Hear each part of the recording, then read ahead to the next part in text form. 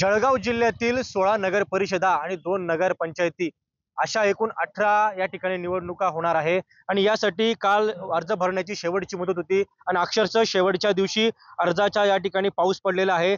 जिल्ह्याभरातून या ठिकाणी तब्बल 3771 उमेदवार जे आहेत त्यांनी आपला उमेदवारी अर्ज या ठिकाणी दाखल केलेला आहे। आणि कुठेतरी आपण बघू शकतो की लोकनियुक्त नगराध्यक्ष पदासाठी मातब्बरांची जी प्रतिष्ठा आहे ती पणाला लागलेली आहे।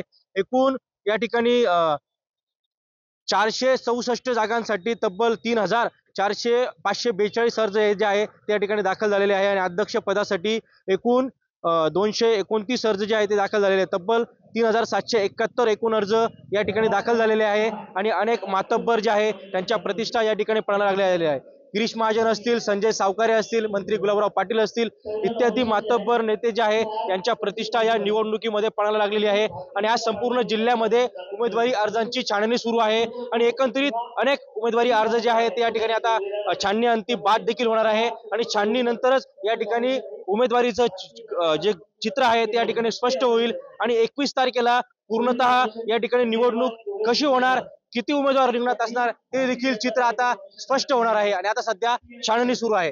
खेमचंद कुमार, TV9 मराठी, जळगाव।